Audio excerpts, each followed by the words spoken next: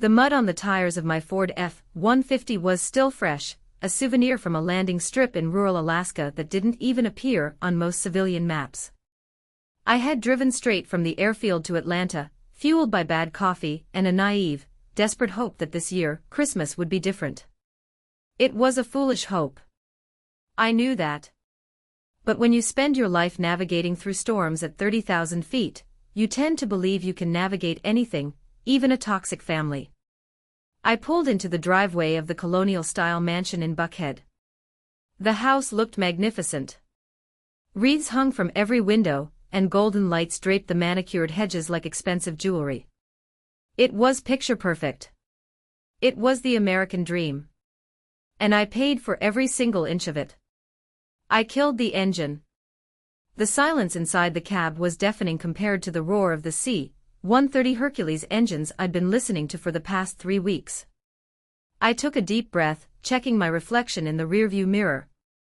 No makeup. Dark circles under my eyes. A simple flannel shirt and jeans. I didn't look like the owner of a multi-million-dollar logistics firm. I looked like exactly what my family thought I was, a struggling, blue-collar disappointment. The front door opened before I even unbuckled my seatbelt. It was my mother, Brenda. She didn't step out to greet me. She stood in the doorway, her body blocking the warmth of the light inside, peering out into the twilight.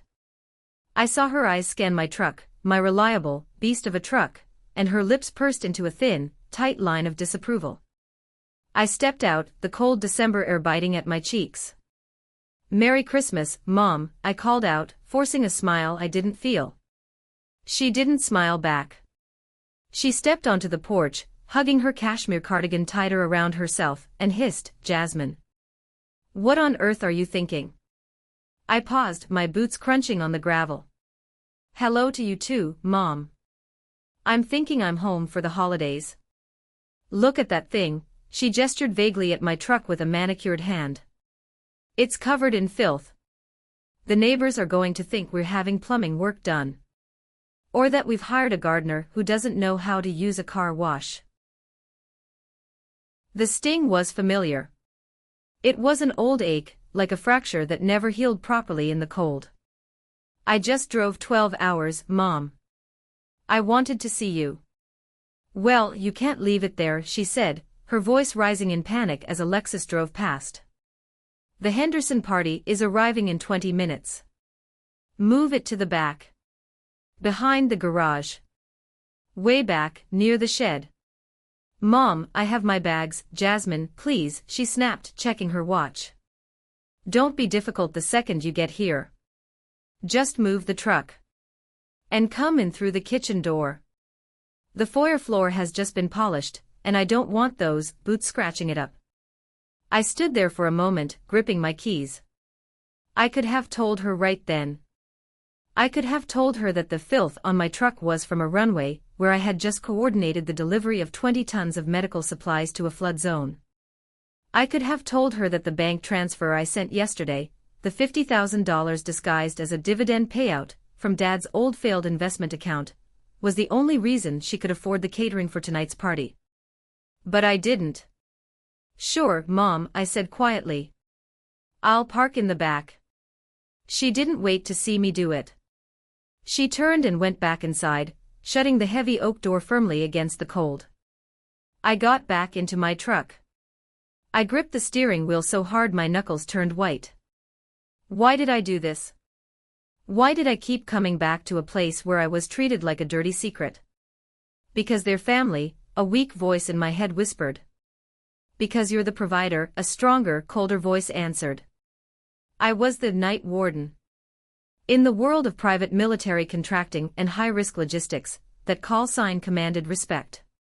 When I walked into a briefing room in D.C. or a hangar in Kabul, generals stood up. Men twice my size moved out of my way. I managed a fleet of aircraft and assets worth hundreds of millions. But here, I was just Jasmine. The unmarried, childless, tomboy daughter who couldn't land a husband and drove a flying bus for a living.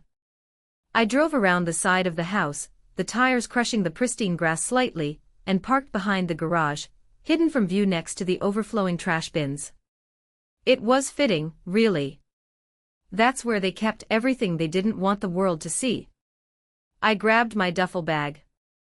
It was a tactical go bag, waterproof and fire-resistant, containing a satellite phone and an encrypted laptop. To my mother, it probably looked like gym gear from Walmart. As I walked toward the back door, I pulled out my phone. I checked my bank app. The balance was substantial, enough to retire comfortably 3 times over. Then I checked the shared family account I monitored. Balance, $4,200. Last transaction, minus $800 at La Belle Spa. Transaction before that, minus $3,500 at Buckhead Luxury Motors lease down payment. They were bleeding money again. My money. I stopped at the kitchen door, my hand hovering over the knob. Through the glass, I could see the warm glow of the house. I could hear laughter. I took a deep breath, building the armor around my heart that I usually reserved for combat zones. Showtime, Night Warden, I whispered to myself. I opened the door and stepped into the heat of the kitchen. The smell of roasting turkey and sage stuffing hit me, instantly triggering a wave of nostalgia that warred with the bitterness in my gut. But as I stepped in, nobody looked up. The caterers were buzzing around, and in the distance, I heard my sister's voice. High-pitched, performative, and dripping with entitlement. I was home. I navigated through the kitchen, dodging a caterer with a tray of shrimp cocktails who looked at me with more annoyance than recognition. I wasn't a guest, in his eyes, I was just someone in the way. Pushing through the swinging doors into the dining room, the scene that greeted me was like a tableau from a magazine dedicated to vanity and excess. The dining table was set for 12. Crystal glasses sparkled under the chandelier light, and the centerpiece was a massive arrangement of white roses and silver pine cones. And there, holding court in the center of the living room, was my sister, Tiffany. Tiffany was 32, 6 years younger than me, and lived her life as if she were the main character in a movie everyone else was forced to watch. She was wearing a red silk dress that I knew cost more than my first car. Her blonde hair was perfectly waved, her makeup flawless. She was laughing at something, her hand resting possessively on the arm of her husband, Mark. Mark was new to the family dynamic. They had been married for 2 years, and I'd only met him a handful of times due to my deployment schedule.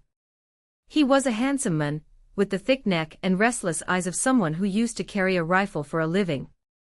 Ex-Navy SEAL, or so Tiffany loved to remind everyone. Now he sold high-end commercial real estate. Or at least, he tried to. Jasmine. It wasn't a greeting of joy. It was an acknowledgement of presence delivered by my father, Robert. He sat in his armchair, a scotch in hand, looking tired. Dad was a man who had surrendered his spine to his wife and youngest daughter decades ago. "Hi, Dad," I said, walking over to kiss his cheek. He smelled of expensive cologne and defeat. "You made it," he mumbled, not meeting my eyes. "Your mother was worried about the appearance of your arrival." "I parked in the back, Dad." "Don't worry." "Oh, look who dragged herself in." Tiffany's voice cut through the room. She didn't stand up. She just swiveled her body toward me, a glass of champagne dangling from her fingers. "We thought you were the cleaning crew for a second." "Seriously, Jazz, do you own a mirror?" Mark chuckled. It was a nervous, forced sound. He looked at me, his eyes scanning my tactical boots and the heavy canvas jacket. I saw a flicker of something in his eyes, recognition. Confusion, but he quickly masked it with a sneer to match his wife's. "Hey, Jasmine," Mark said, his voice smooth, practicing his salesman charm. "Long drive?" "Something like that," I said, dropping my bag in the corner. "Hi, Tiffany. You look expensive." Tiffany preened, taking it as a compliment. "Do you like the dress? It's vintage. And look at this," she lifted a tiny, glittery handbag. "Mark got it for me as an early Christmas gift." It's limited edition. I looked at the bag. I knew luxury goods, I transported enough of them for wealthy clients. It was a knockoff. A good one, but the stitching on the handle was wrong. And Mark? Mark was sweating. A subtle sheen on his forehead that didn't match the cool temperature of the room. He was tapping his foot rhythmically against the Persian rug. Financial stress, my brain analyzed instantly. He's over-leveraged. He's trying to keep up appearances. It's lovely, I lied. Where's Mom? She's changing, Tiffany said, turning back to Mark. She was so stressed about everything being perfect. You know how important tonight is. Colonel Vance is coming. I froze. Colonel Vance? General Vance's brother. I think so. Tiffany waved a hand dismissively. He's some big shot retired guy. Dad knows him from the country club. We need to impress him. Mark has a potential deal with him for a commercial complex in Savannah. So try not to talk about whatever it is you do, okay? Just nod and smile. Whatever it is I do. I repeated, my voice calm but dangerous. You know, Tiffany rolled her eyes. Flying cargo. Boxes. It's boring, Jazz. Nobody wants to hear about how you spent 10 hours staring at clouds. I felt a flash of heat in my chest. Boring. Last week, I had performed a combat landing on a dirt strip with zero visibility to extract a team of aid workers before a militia overran their compound. I had negotiated fuel prices with a warlord in Yemen to keep my planes flying. I'll try to keep the boring details to myself, I said dryly. Just then, Mom swept into the room, wearing a silver gown that was far too tight. Jasmine. Good, you're inside. Don't just stand there. The caterers need help plating the appetizers. Go wash your hands and make yourself useful. We're short-staffed. I blinked. Mom, I'm a guest. I'm your daughter. Your family, she corrected sharply. Family helps. Tiffany can't do it, she's wearing silk. You're wearing, well, whatever that is. Go. Now. She pointed toward the kitchen like I was a golden retriever that had chewed the furniture. I looked at Dad. He took a long sip of his scotch and looked at the fireplace. I looked at Mark. He smirked, enjoying the show of hierarchy. Better hurry, Jazz. I'm starving. The disrespect was physical. It felt like a slap. But old habits die hard. I had spent my entire life trying to earn their approval through service, through fixing things, through being the reliable one. Fine, I said, my voice tight. I'll help. As I walked toward the kitchen, I heard Tiffany whisper, loud enough for me to hear, God, she's so depressing. I don't know why we even invite her. She brings down the property value just by standing here. Be nice, babe, Mark laughed. Someone has to wash the dishes. I pushed the kitchen door open, letting it swing shut behind me, cutting off their laughter. I leaned against the stainless steel counter and closed my eyes. My hands were shaking. Not from fear, never from fear, but from the sheer, overwhelming effort it took not to walk back in there and burn their little fantasy world to the ground. Patience, I told myself. Intel first. Action second. I washed my hands, the hot water scalding my skin. I would play the servant one last time. But I was watching. I was listening. And I was beginning to realize that the checkbook I had been using to protect them was about to become the weapon I used to destroy them.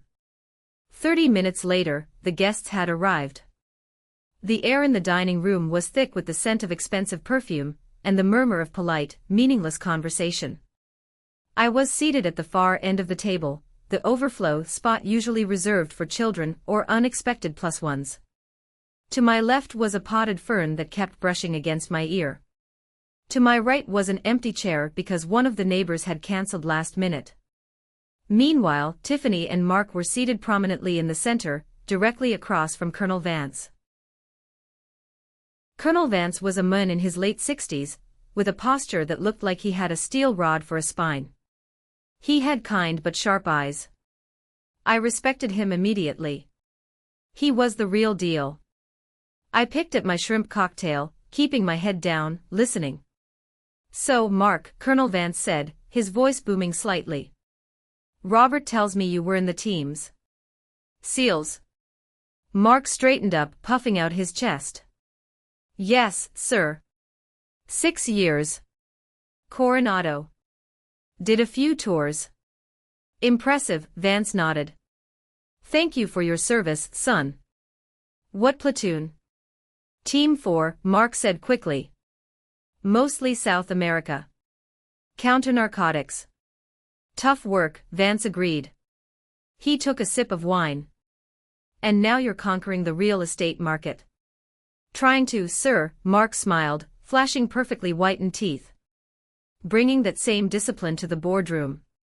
Actually, I have a portfolio I'd love to show you later regarding that Savannah development." "Let's eat first, talk business later," Dad interjected nervously, trying to keep the mood light. "Of course," Mark nodded. Then, perhaps feeling too much pressure, he decided to deflect the attention. He looked down the table at me. "You know, we have another person in aviation here. Jasmine." The table went quiet. All eyes turned to me. I felt the fern tickle my neck. "Oh?" Colonel Vance looked at me with polite interest. "You're a pilot, young lady." Before I could answer, Tiffany let out a short, high-pitched laugh. "Oh, don't get excited, Colonel. She's not a pilot. Not like the Air Force or anything. I fly contract logistics," I said clearly, looking Vance in the eye. "She flies boxes," Tiffany corrected, smirking. "She's basically a delivery driver in the sky. You know, UPS with wings. She spends her life in those ugly jumpsuits shuttling auto parts, or frozen fish, or whatever." A few guests chuckled. My mother smiled tightly. "It pays the bills, barely. We keep telling her she should settle down, find a nice administrative role. Something on the ground. She's almost 40, you know." "I'm 38, Mom," I said. "Same difference," Mom waved her hand. "The point is, look at her. No ring, no children, just grease under her fingernails." "Actually," Mark chimed in, leaning forward. "It's funny you mention the jumpsuit. Jazz, I was telling Tiff the other day, with that haircut and the boots, you really do look like one of the guys on the tarmac. You know, the ones who wave the orange glow sticks." The table erupted in laughter. It wasn't warm laughter. It was mocking. "I mean," Mark continued, emboldened by the audience, "it's gotta be confusing for the guys you work with. Do they treat you like a lady, or do they ask you to help change the tires?" My grip on my fork tightened. The metal bit into my skin. I remembered a moment 3 years ago. I was in a hangar in Germany. A tire on my C-130 had blown. It was 2 a.m. I didn't ask for help. I changed the damn tire myself alongside my crew chief, covered in hydraulic fluid, because we had a deadline to get medical isotopes to a hospital in Warsaw. "I do my own maintenance when I have to," I said, my voice low. "See?" Tiffany squealed. "She's practically a mechanic." "Oh, Jazz, it's so embarrassing. Why can't you be more like normal?" "A uniform doesn't make a person noble," I said, looking directly at Tiffany. "And a dress doesn't make a person a lady." The laughter died instantly. Tiffany's face flushed pink. "Excuse me," she snapped. I said, I raised my voice slightly, "that work is work. And I'm proud of what I do." "Proud?" Mom scoffed. "You're never home. You missed Thanksgiving. You missed your father's birthday. You prioritize those boxes over your own family. And for what? You drive a rusted truck and dress like a lumberjack. Where is the success, Jasmine?" Show me the success. It's in your bank account, Mom, I screamed in my head. It's in the roof over your head. It's in the chandelier hanging above you. But I couldn't say it. Not yet. The receipts weren't ready. I help people, I said simply. That's enough for me. Ah, that's cute, Mark said condescendingly. She thinks she's saving the world. Listen, Jazz, leave the heroics to the professionals, okay? The real military does the heavy lifting. You just enjoy the view. He winked at Colonel Vance, trying to build a brotherhood moment. Vance didn't wink back. He was studying me. His eyes were narrowed, calculating. He looked at my hands, calloused, steady. He looked at the way I held myself, shoulders back, chin up, despite the barrage of insults. Logistics wins wars, Vance said quietly. Exactly. Mark said, missing the point entirely. Which is why I handle the logistics of real estate. I took a sip of water to wash down the bile rising in my throat. They had no idea. They saw a delivery girl. They didn't see the night warden. They didn't know that in my world, I was the law. And right now, the court was in session. The appetizers were cleared, and there was a lull before the main course. Mom signaled for Tiffany to help her in the kitchen, a rare occurrence. Usually, I was the one summoned. But Mom probably wanted to gossip about how rude I had been. I waited a moment, then stood up. Restroom, I mumbled to no one in particular. I walked into the hallway, but instead of turning left toward the powder room, I moved silently toward the kitchen door. The heavy swinging door was cracked open just an inch. I didn't intend to eavesdrop. It was instinct. Situational awareness. But then I heard my name. She's going to ruin everything, Mom, Tiffany's voice was a harsh whisper. Did you see how she looked at Mark? She's jealous. She's going to say something to sabotage the deal with Vance. She won't, Mom's voice was soothing. I'll make sure she stays quiet. Just ignore her, darling. I can't just ignore her. She's an eyesore. Tiffany whined. And listen about the loan. Mark needs the cash infusion by Monday. The bank is being difficult about the collateral. I froze. Loan? I don't know, Tiff, Mom sounded hesitant. Your father is worried. The house is the only asset we have left. If we take out a second mortgage. Mom. Tiffany snapped. It's not a mortgage. It's a bridge loan. Mark's deal with Vance is worth $3 million. Once that closes next month, we pay off the loan and buy you and Dad a condo in Florida. Mark promised. But we need the capital now to secure the land rights. But. Jasmine. Mom started. What about her? Tiffany spat. She doesn't live here. She doesn't contribute anything except bad vibes. This is our house. Your house. You have the right to use it to help your successful daughter, not the one who plays truck driver. I suppose. Mom sighed. But are you sure Mark can handle it? Mark is a genius, Mom. Unlike Dad. Unlike Jasmine. He's going to make us rich. Just sign the papers tonight.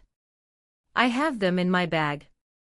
We can do it after dessert while Dad is distracted with the brandy. Okay, Mom said. Okay. I'll get your father to sign. But we have to be quick. And Mom? Tiffany added, her voice dropping lower, dripping with malice. After this deal goes through, maybe it's time we tell Jasmine she's not welcome here anymore. Mark says he doesn't feel comfortable with her around. She's unstable. You might be right, Mom agreed. She's so hard to love. Honestly, it's a blessing she never had children. Think of the money she saves not having a family. At least she can take care of herself when we're gone. Snap. It wasn't a sound anyone else could hear. It was the sound of the final thread of loyalty inside me snapping. For 15 years, I had supported them. When Dad's business collapsed in 2018, I bought the debt. I set up a shell company, JM Holdings, and bought the mortgage from the bank so they wouldn't be foreclosed on. I let them believe they had worked out a payment plan with the bank. In reality, I was the bank. I owned the deed. I let them live their rent-free. I paid the property taxes. I paid the insurance. I did it to save their dignity. I did it because I wanted to be the good daughter. And they were planning to mortgage my house to fund a scam, and then kick me out. They were calling me hard to love while spending my money. I didn't cry. Tears are for people who still have hope. I had no hope left. I only had a mission. I backed away from the door, my movements silent on the runner carpet. I walked into the dark study down the hall, Dad's old office. I pulled out my phone. My hands were perfectly steady now. The shaking had stopped. The cold clarity of the cockpit had taken over. I opened my secure messaging app.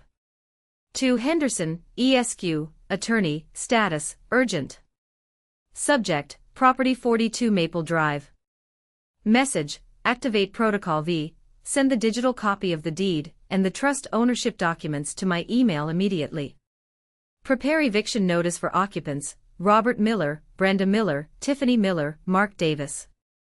Stand by for physical service. A moment later, the reply came. Confirmed, Jasmine. Are you sure? This is the nuclear option. I typed back, they just tried to sell the hangar while the plane was still inside. Burn it down. I pocketed the phone. I walked over to the mirror in the hallway. I looked at myself. I didn't see a failure. I didn't see a delivery driver. I saw the night warden. I adjusted my collar. I walked back into the dining room. The main course, roast beef, was being served. I sat down in my exile seat. Mom and Tiffany came back from the kitchen, smiling like conspirators. Tiffany patted Dad's shoulder affectionately. Dad, the beef looks amazing. You're such a good provider. Dad beamed, clueless that he was about to sign his ruin. I picked up my knife and fork. I cut into the meat. It was rare. Bloody. Is everything okay, Jasmine? Colonel Vance asked from across the table. He was watching me again. I looked up. I smiled. A real smile this time. The kind of smile a shark gives before it breaches the water. Everything is perfect, Colonel, I said. I love a good roast. It's all about the timing, isn't it? Knowing exactly when to take it out of the fire. Vance paused, his fork halfway to his mouth. He nodded slowly. Indeed. The game was on. The mood at the table shifted as the wine flowed. Mark and Tiffany were working hard to charm Colonel Vance, but I could see the cracks in their performance. Mark was drinking too fast. His laughter was too loud. He kept checking his watch, likely anticipating the moment he could get Dad to sign the fraudulent loan papers. So, Colonel, Mark said, leaning back and swirling his red wine. The market in Savannah is exploding. Industrial zones are the future. My firm has exclusive rights to a plot near the port. We're talking 20% ROI in the first 6 months. Vance cut his meat methodically. Exclusive rights.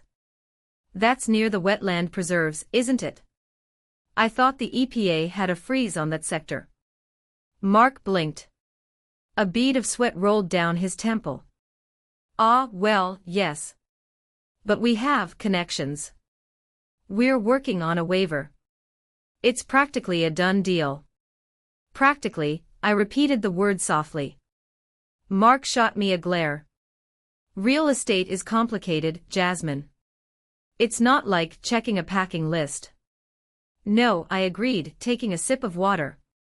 It involves due diligence, liens, title searches, ownership verification. Very complicated. The air in the room grew slightly colder. Mark stared at me.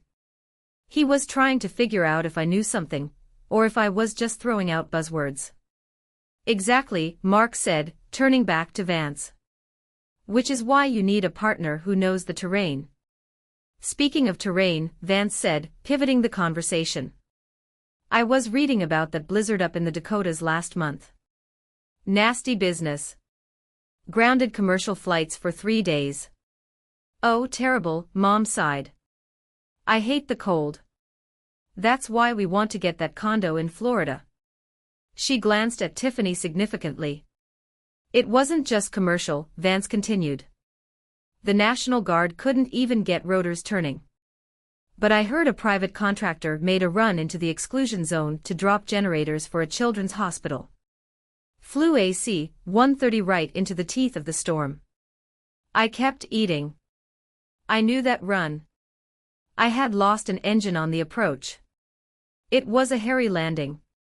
Sounds suicidal, Mark scoffed.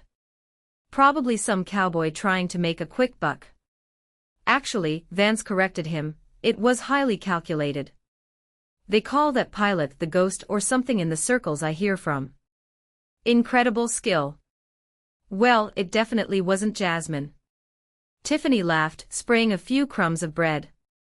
She calls in sick if it rains too hard. That was a lie. I had never called in sick in my life. Actually, Tiff, I said, my voice calm.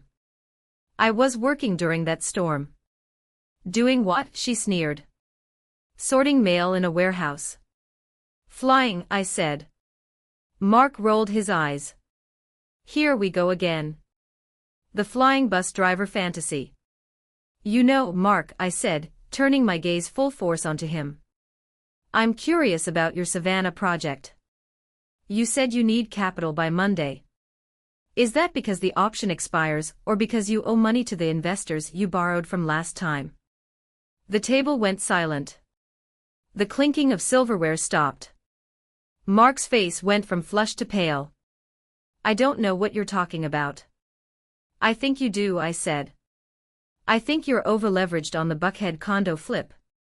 I think you're driving a leased Porsche that's 2 months behind on payments. And I think you're desperate. Jasmine. Mom slammed her hand on the table. That is enough. How dare you speak to Mark like that? He is a businessman. He is family. I'm just making conversation, Mom, I said innocently. We're talking about work, aren't we? You are jealous, Tiffany hissed. You're jealous because Mark is successful and handsome, and we have a future, and you have nothing. You have a truck and a rented apartment in God knows where. I don't rent, I said. Oh, please. You own. What, a trailer? Tiffany laughed cruel, ugly laughter. Does it have wheels, Jazz? I looked at her. I looked at the sister I used to carry on my back when we were kids. I looked at the woman who was now plotting to steal the roof over her parents' heads to pay for her husband's gambling debts. Mark, I said, ignoring Tiffany. You were a SEAL, right? Team 4. That's right, Mark said, puffing his chest out again, though he looked rattled. What was your CO's name? That's classified, Mark stammered. Commanding officers aren't classified, Mark, I said. Operations are. CO names are public record. Why are you grilling me? Mark's voice rose an octave. Who do you think you are? She's nobody. Tiffany screamed. She's just trying to ruin our night. Mom, make her leave. Jasmine, Dad said, his voice trembling. Please. Apologize to Mark. I looked at my father. No. Excuse me. Mom gasped. I said no. I won't apologize. And Mark isn't a businessman. He's a fraud. Mark stood up, his chair scraping violently against the floor.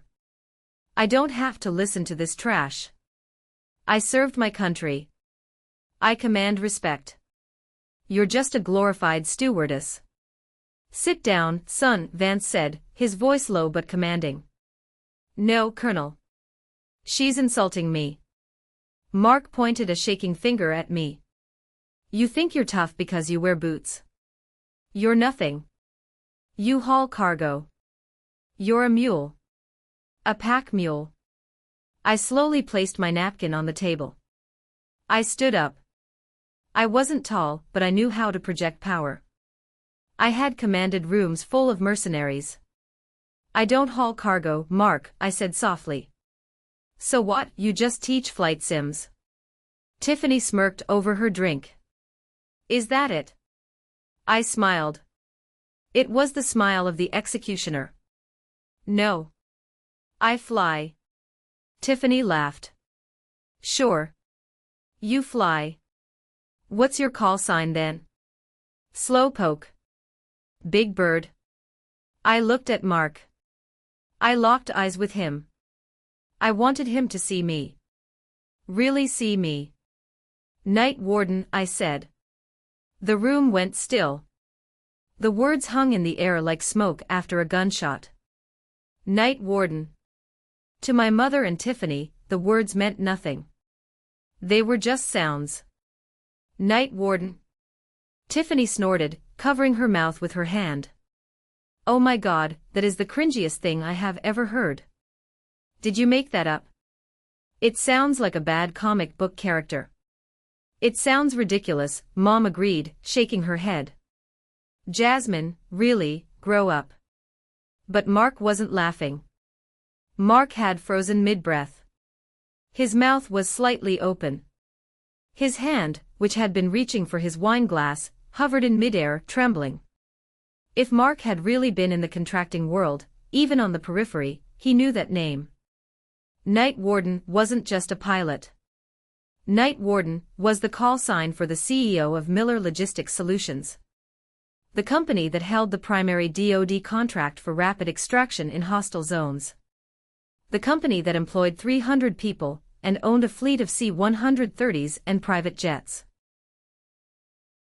The company that had blacklisted Mark's security firm last year for incompetence. What did you say? Mark whispered. His voice was barely audible. I said, Night Warden, I repeated, enunciating every syllable. Mark's face drained of color. He looked like he was going to be sick. He looked from me to Colonel Vance, then back to me. No, Mark stammered. No way. Night Warden that's a ghost story. That's a guy. An old guy. Is it? I tilted my head. Or is it the person who denied your application for the subcontract in Baghdad last July? The reason given was financial instability and lack of integrity. Does that ring a bell, Mark? Mark dropped his fork. It clattered loudly against the china plate. Honey. Tiffany touched Mark's arm, confused. What is she talking about? Mark? Why do you look like that? Mark pulled his arm away from her as if she burned him. He was staring at me with pure terror. You own MLS? Mark choked out. I founded it, I said. I fly the lead plane on high-value missions. And I sign the checks. Checks. Mom frowned, looking between us. What checks? Jasmine makes $40,000 a year. She told me. I lied, Mom, I said without looking at her. I didn't want you to love me for my money. I wanted you to love me for me. I paused. Clearly, that was a failed experiment. Mark. Tiffany shook him. Say something. Tell her she's lying. Mark stood up, his legs shaky. He looked at Colonel Vance. Colonel, did you know? Colonel Vance wiped his mouth with his napkin and placed it on the table. He looked at me with a mixture of awe and respect. I suspected, Vance said. when she mentioned the roast beef timing and the storm in the Dakotas. Night Warden is the only pilot crazy enough to fly that profile. Vance stood up. He turned to me and snapped a sharp, crisp salute. "Ma'am," Vance said. "It is an honor to share a table with you. Your team got my boy out of Syria when the politicians were still debating what to do. You saved his life." My throat tightened. I nodded at him. "He's a good soldier, Colonel." The silence that followed was heavy. My family looked like they had been hit by a truck. "Wait," Tiffany shrieked, breaking the spell. "This is a joke. This is a prank, right? You hired this old guy to pretend, didn't you? You? A CEO? You can't even dress yourself properly." "Tiffany, shut up." Mark roared. Tiffany recoiled, shocked. "Mark? Shut up." Mark turned to me, his hands raised in surrender. "Jasmine. Ms. Miller. I didn't know. I swear. I thought. Tiff told me you were just a courier. I was just joking earlier. Soldier talk. You know how it is." "I know exactly how it is, Mark," I said coldly. "Bullying isn't soldier talk. It's coward talk." "I apologize," Mark said, sweating profusely. "Nora. I mean, Tiffany, apologize. Now." "I will not." Tiffany stood up, her face red with fury. "I don't care who she pretends to be. She is ruining my dinner. She is ruining my deal." "There is no deal." Mark yelled at her. "Do you know who she is? She could buy and sell Vance's company. She could blacklist me from every contract in the hemisphere. She's my sister." Tiffany screamed. "She's the failure. I'm the one who's going to be rich." "You're an idiot." Mark shouted back. "Stop it." Mom screamed, covering her ears. "Stop it, all of you." The room fell silent again. Mom looked at me, her eyes wide, searching for the daughter she thought she knew. "Jasmine," Mom said, her voice trembling. "Is it true? Do you have money?" It was the only thing she cared about. Not the heroism. Not the hard work. The money. "Yes, Mom," I said tiredly. "I have money." "How much?" she whispered. I didn't answer. I reached down to my bag, the gym bag, and pulled out the brown envelope I had printed before I left the office, just in case. "Enough to buy this house," I said. 5 years ago. "What did you say?" Dad spoke up for the first time in a while.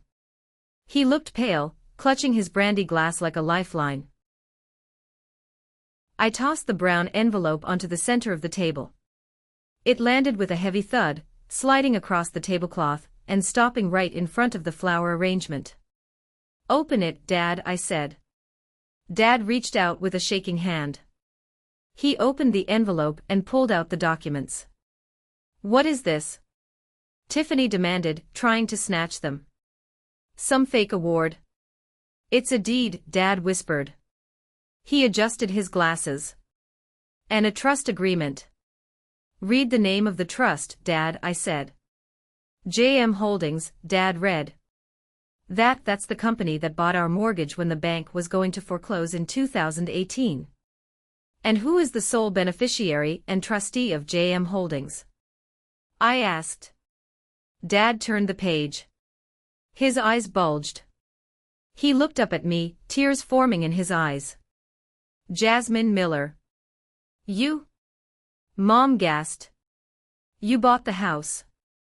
"I bought the debt," I explained, my voice steady. "I paid off the arrears. I paid the taxes. I set it up so you could live here rent-free for the rest of your lives, as long as you paid the utilities. I wanted you to have dignity. I didn't want the neighbors to know Robert Miller had failed." "But..." Mom stammered. "But you drive that truck. You wear those clothes. I live below my means so I can afford to support you living above yours, I said. Tiffany snatched the papers from Dad. She scanned them frantically. This can't be legal. You tricked them. You stole the house. I saved the house. I slammed my hand on the table. The glasses rattled. I saved it. And tonight, I stood outside that door and heard you planning to mortgage it.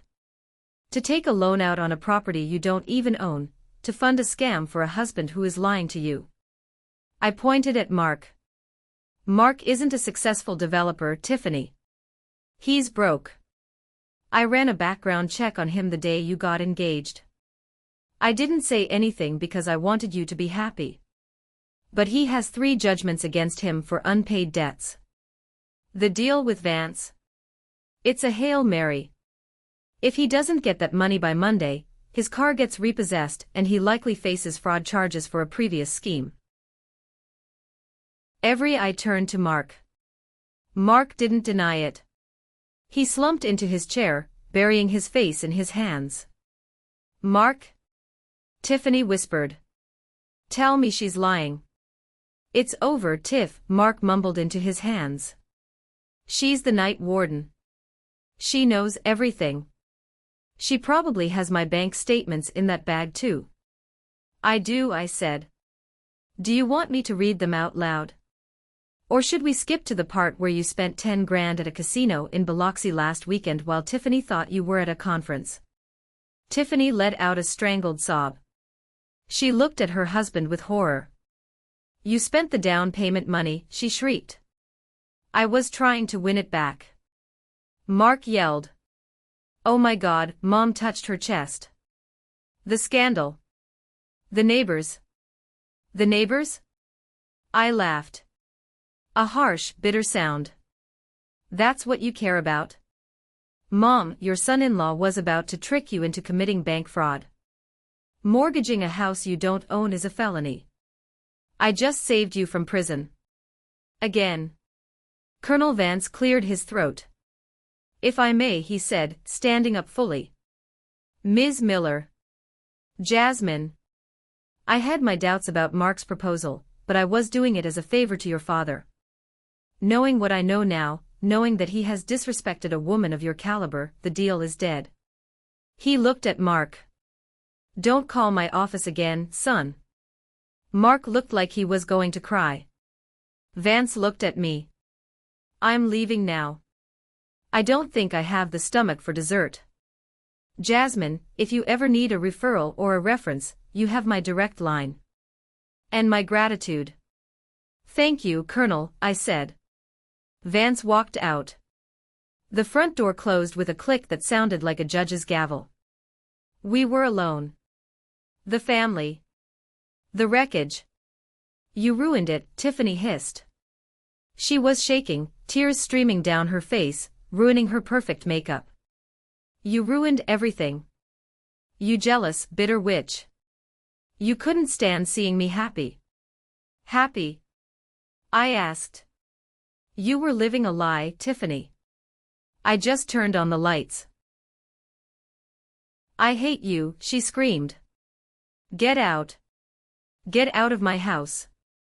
I looked at her calmly. I picked up my wine glass. I took a sip. It was an expensive vintage. Dad had good taste in wine, using my money. Your house? I asked. I think you need to read those papers again, little sister. I looked at Mom and Dad. I'm not leaving, I said. This is my house. And I think it's time we discuss the rent. Rent? Mom choked out the word as if it were poison. You would charge your own parents rent. I haven't charged you a dime in 5 years, I reminded her. I paid for the roof repairs last spring. $12,000. Mom, you told me you used your savings. You don't have savings. I paid the contractor directly because he called me when your check bounced. Mom's face crumbled. The mask of the wealthy matriarch was slipping, revealing a terrified old woman underneath. But we're family, she wailed. We raised you. We gave you everything. You gave me a roof, yes, I said. And I have repaid that debt 10 times over.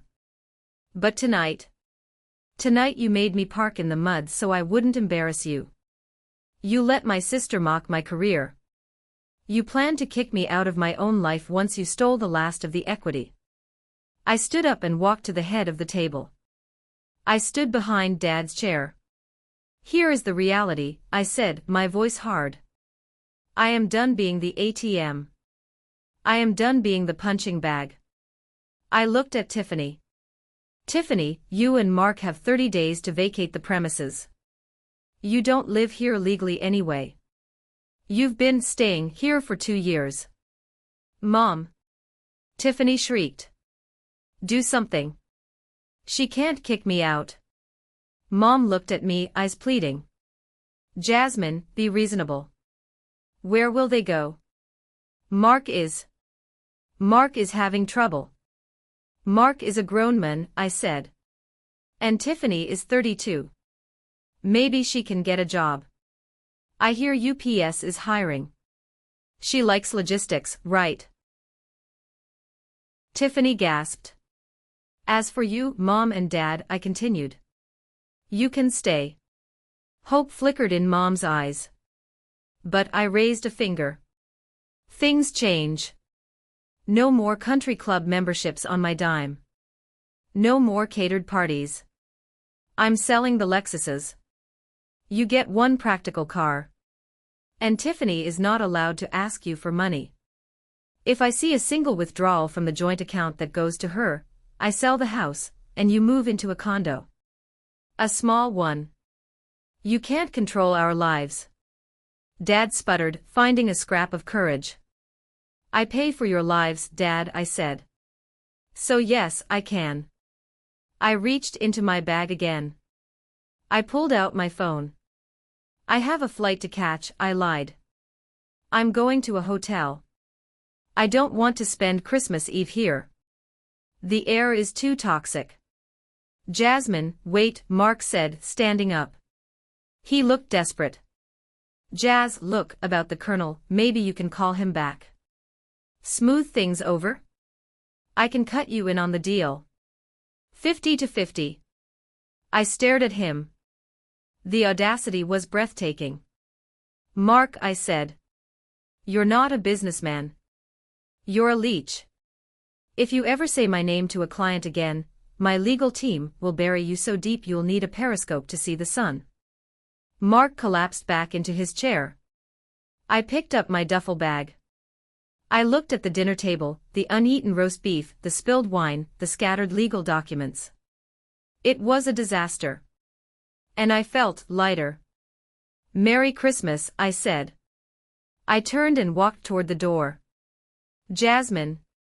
Mom cried out, running after me. She grabbed my arm in the hallway. Don't go. Please. We can fix this. You're my daughter. I love you. I stopped. I looked at her hand on my arm. The same hand that had pointed me to the back door an hour ago. You love what I provide, Mom, I said gently, removing her hand. You don't love me.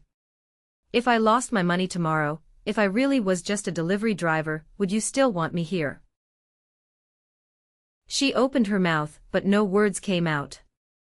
The hesitation was the answer. That's what I thought, I said. I walked out the front door. The cold air hit my face, crisp and clean. It smelled like rain and freedom. I walked to my muddy truck. I climbed in.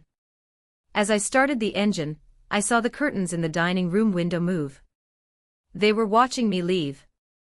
I put the truck in gear and drove down the driveway, past the golden lights, past the wreaths, past the lie. My phone buzzed.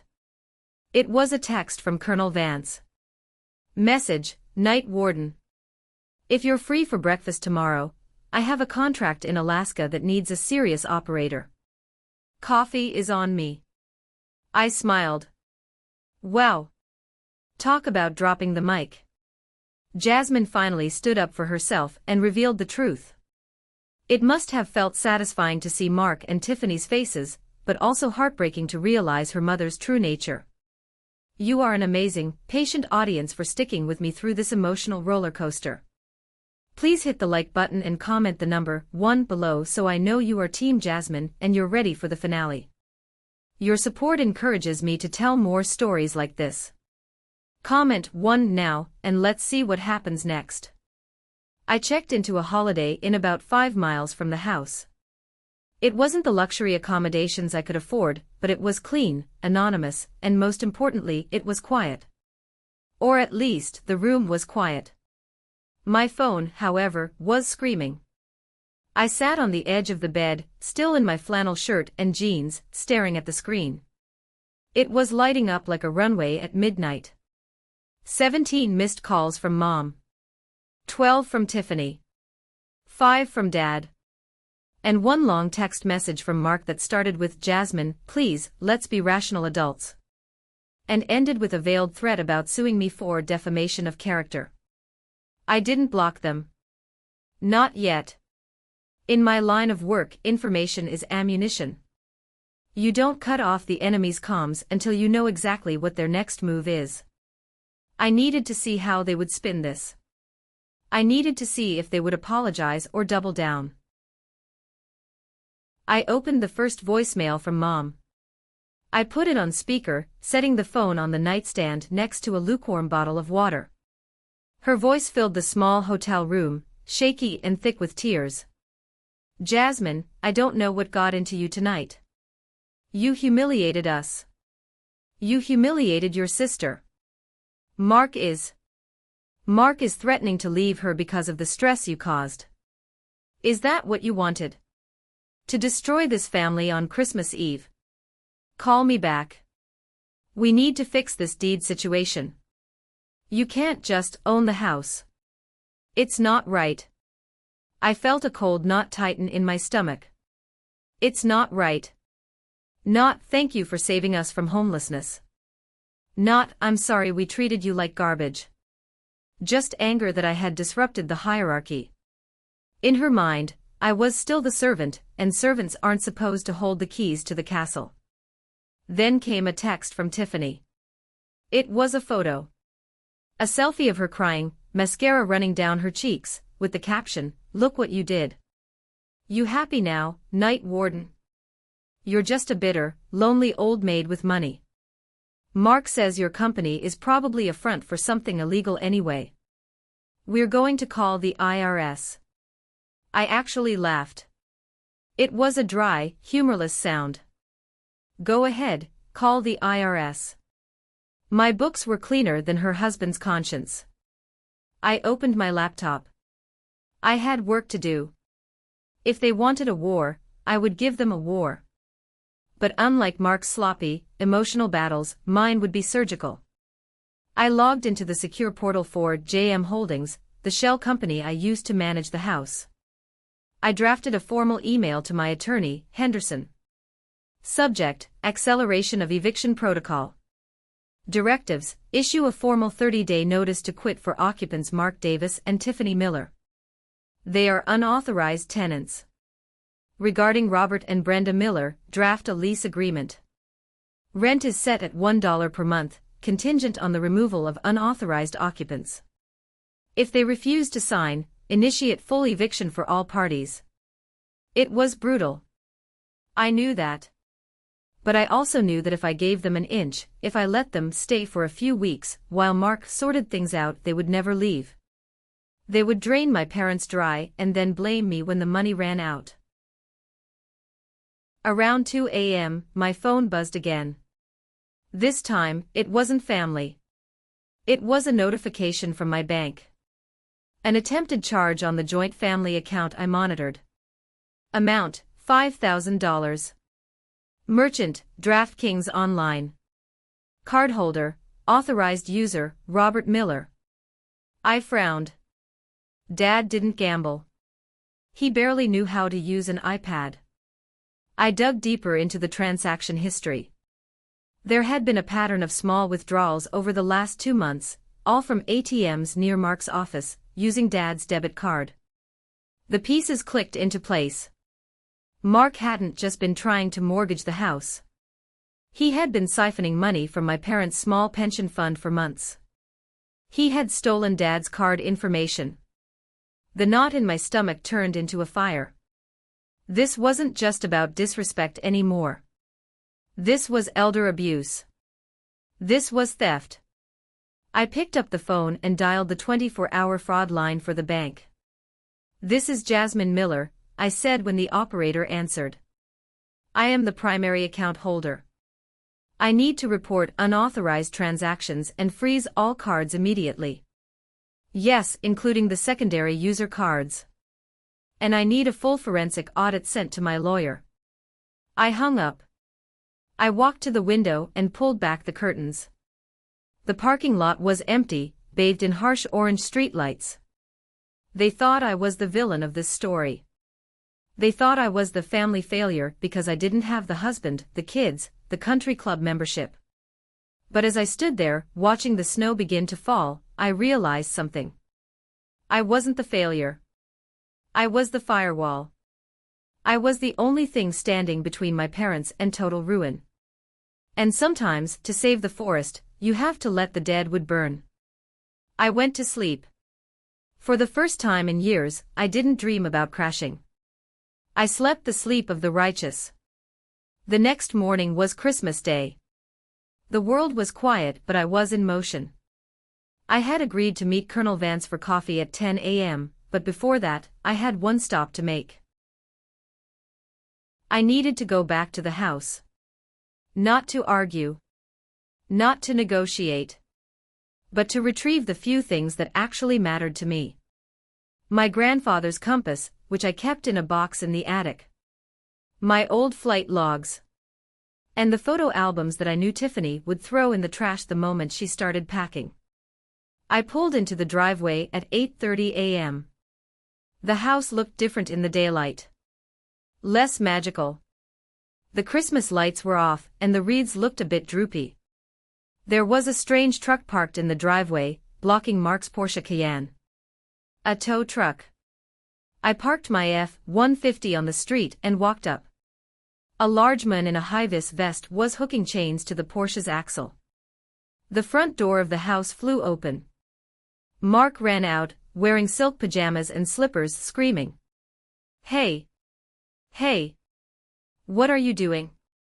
Don't touch that car. That's a $90,000 vehicle." The tow truck driver didn't even look up. "Bank order, buddy. Missed 3 payments. And the leasing company got a tip that you might be trying to move assets across state lines." Mark froze. He looked around wildly and saw me standing at the end of the driveway, leaning against the mailbox with a cup of coffee in my hand. "You," Mark snarled, pointing a shaking finger at me. "You did this. You called them." "I didn't call the repo man, Mark," I said calmly, taking a sip of coffee. "I just froze the family account you were using to pay the lease. Looks like the auto draft bounced this morning." "You froze the account?" Mark went pale. But I need that money. I have to pay the bookie. I mean, the investors." "The bookie?" I raised an eyebrow. "So it is gambling. I thought it was just bad business deals. Turns out it's both." Mom and Dad came out onto the porch, wrapped in bathrobes. Mom looked like she had aged 10 years overnight. "What is going on?" Dad asked, his voice trembling. "Why are they taking Mark's car?" "Ask him, Dad," I said, walking past Mark toward the house. "Ask him why he's been using your debit card at ATMs near the casino for the last 3 months." Dad looked at Mark. "Mark? Is that true?" Mark started stammering, backing away. "Robert, listen, it was a loan. Short term.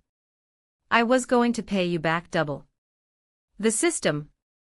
I have a system." "Oh my God," Tiffany wailed from the doorway. "My car. Are they taking my Mercedes too?" "Probably," I said as I stepped onto the porch. "If he's not paying for his, he's definitely not paying for yours. I walked past my sobbing sister and into the house. It felt cold inside. The heating was off, another bill Mark probably forgot to pay while claiming he managed the household finances. I went straight to the attic. I found my grandfather's compass. I found the box of photos. I packed them efficiently into a backpack. I didn't linger. Every minute in this house felt like breathing in smog. When I came back downstairs, the scene in the living room was a tragedy in 3 acts. Mark was on the phone, screaming at someone, likely a loan shark. Tiffany was sitting on the floor, surrounded by wrapping paper, crying over her ruined Christmas. Mom and Dad were sitting on the sofa, staring at the wall. I stopped in front of my parents. "I'm leaving," I said. Mom looked up. Her eyes were red. "Jasmine. Please. Fix this. Pay the man outside. Give Mark the money. Just this once. We can't let the neighbors see the tow truck." I sighed. It was pathetic. Even now, facing financial ruin and theft, her priority was the neighbors. "No, Mom," I said softly. "The checkbook is closed. Forever." I reached into my pocket and pulled out a single key. The spare key to the house. I placed it on the coffee table. "I sent the lease agreement to your email, Dad," I said. "You have 48 hours to sign it. If Mark and Tiffany aren't out by January 1st, the eviction notice becomes active for everyone. I suggest you start packing their bags for them." "You're cruel," Mom whispered. "You're a cruel, heartless girl." "I'm a mirror, Mom," I said. "I'm just reflecting what you created." I turned to leave. "Wait," Dad said. He stood up slowly. He walked over to me. For a second, I thought he was going to slap me. Or beg. Instead, he reached into his pocket and pulled out his wallet. He took out the debit card Mark had been using. He snapped it in half. "I read the document you left last night," Dad said, his voice quiet but steady. "JM Holdings. You named the trust after your grandfather. Jeremiah Miller." I nodded. "Yes. He was a good man," Dad said. "He wouldn't have put up with this. And neither should you." He looked at Mom. "She's right, Brenda. We let this happen. We spoiled Tiffany rotten, and we ignored the one child who actually cared about us." "Robert." Mom gasped. "No," Dad cut her off. He looked at me. "Go, Jasmine. Go back to your life. We don't deserve you right now. I'll get them out. I promise." It wasn't a full redemption. It wasn't a perfect apology. But it was enough. "Goodbye, Dad," I said. I walked out to the sound of the tow truck engine revving. Mark's Porsche was hoisted into the air, a shiny black trophy of his arrogance. I walked past Mark, who was sitting on the curb, head in his hands. I got into my muddy F-150. I didn't look back. I met Colonel Vance at a diner near the private airfield where my plane was docked. He was sitting in a booth, reading a newspaper, looking every bit the retired officer. "Night Warden," he smiled as I approached. "You look like you've been through a war zone." "Just family Christmas, Colonel," I said, sliding into the booth. "Same difference." He poured me a cup of coffee. "I made some calls this morning. Checked your company's safety rating. Top tier. Impressive fleet maintenance." "I don't cut corners," I said. "In the air or on the ground." "I can see that," he nodded. "Look, Jasmine. I have a contract pending with the Department of Interior. Survey and rescue operations in the Alaskan interior. Difficult terrain. Terrible weather. Most pilots won't touch it. But after hearing about your run in the Dakotas, and seeing how you handled that ambush at the dinner table last night, I think you're the right operator. He slid a folder across the table. I opened it. The numbers were good. Very good. It was enough to expand my fleet, maybe buy that second hangar I'd been eyeing in Anchorage. But more than the money, it was the location. Alaska. The last frontier. Thousands of miles away from Buckhead, Atlanta. Thousands of miles away from the toxicity and the drama. When do we start? I asked. Yesterday, Vance grinned. I can be wheels up in 2 hours, I said. Good. And Jasmine? Vance's expression turned serious. About your brother-in-law. Mark. Ex-brother-in-law soon, I imagine, I noted. I made a few other calls, Vance said. To some friends in the JAG office and the local fraud division. It seems Mr. Davis has been running a Ponzi scheme with real estate deposits. There's an investigation opening up next week. I thought you should know. I stirred my coffee. I felt a pang of pity for Tiffany. She was about to go through hell. But then I remembered her mocking my call sign. I remembered her calling me a failure while wearing clothes bought with my money. Actions have consequences, I said. Let the chips fall. We shook hands. I paid the bill. Vance tried to fight me for it, but I insisted. My contract, my treat, I told him. I drove to the airfield. My crew was already prepping the C-130. The Spirit of Jeremiah, I had named it. Mike, my co-pilot, walked down the ramp.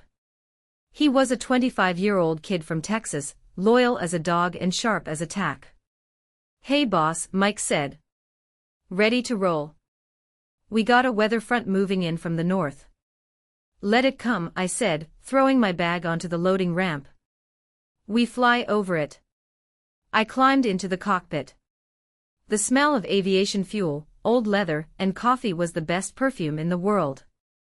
I sat in the pilot's seat and put on my headset. Tower, this is Night Warden, requesting clearance for immediate departure to Anchorage, I radioed in.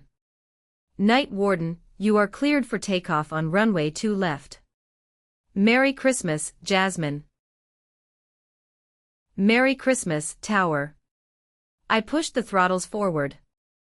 The engines roared to life, a symphony of power. As the plane picked up speed, I felt the gravity pressing me back into the seat. It was the feeling of leaving the earth behind. We lifted off. I banked the plane sharply to the left. Through the cockpit window, I saw the sprawling city of Atlanta below. Somewhere down there, in a big house with a mortgaged soul, my family was dealing with the mess they had made. I looked at the altimeter climbing. 10,000 feet. 20,000 feet. The air up here was thin and dangerous, but it was mine. I wasn't the daughter who disappointed them. I wasn't the sister who embarrassed them. I was the Night Warden. And I was finally free. 3 years later. The wind in Anchorage cuts differently than the wind in Atlanta. It's cleaner. Sharper. It keeps you honest. I stood on the balcony of my new headquarters for Northline Rescue, watching the sun dip below the mountains. The facility was state-of-the-art. 3 hangars, a dormitory for the crew, and a command center that rivaled some military bases. We had just finished a 3-day extraction operation. A group of researchers had gotten trapped on a glacier when a sudden storm hit. My team flew in when the National Guard was grounded. We got everyone out. No casualties. I took a sip of hot tea, enjoying the quiet. Boss. Mike yelled from the tarmac below. Mail call. You got a letter. Looks like it's from Georgia. My heart skipped a beat, just a small one. The old reflex. I walked down and took the envelope. It was handwritten. Mom's handwriting. I hadn't seen them since that Christmas. I had kept my word. I didn't visit. I communicated only through lawyers. I opened the letter right there on the runway, the wind whipping the paper. Dear Jasmine, I hope this letter finds you well. I saw you on the news last week.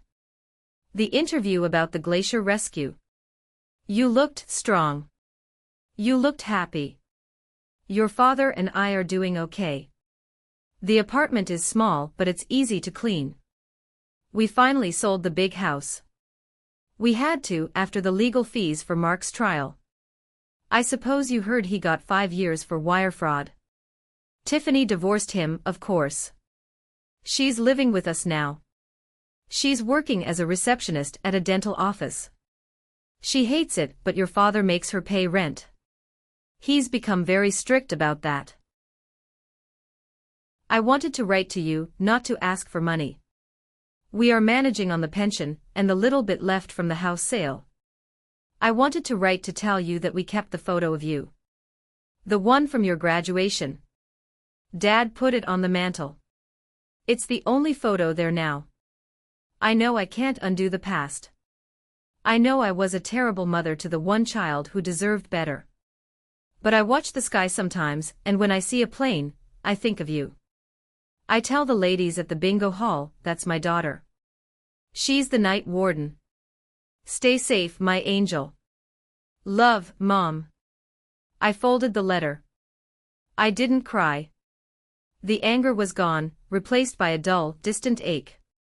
They had learned their lesson, but the price was our relationship. That was the tragedy of it. They only respected me once I became unreachable. Once I became a power they couldn't control. Bad news, boss? Mike asked, watching me closely. I looked at him. I looked at the crew around me, mechanics, pilots, medics. People who had risked their lives with me. People who knew my coffee order and my bad jokes. People who would follow me into a storm without asking for a paycheck. No, Mike, I said, tucking the letter into my pocket. Just old news. I looked out at the horizon. The northern lights were starting to flicker, ribbons of green and violet dancing across the sky. Hey, I called out to the team. Who's hungry? I'm buying steaks. And drinks are on the night warden. A cheer went up from the hangar. I walked toward them, toward the warmth, toward the laughter. I had spent half my life trying to buy a seat at a table where I wasn't wanted. I had tried to be the perfect daughter, the savior, the provider. But in the end, I learned the most important lesson of all. You don't find your value in the reflection of people who are broken. You find it in your own actions. You find it in the work. You find it in the boundaries you set. My sister mocked my call sign that Christmas. She thought it was a joke. But she was right about one thing. A warden is a guardian. A protector. I protected my parents from homelessness. I protected myself from their toxicity. And now, I protect the people who actually need me. I am Jasmine Miller.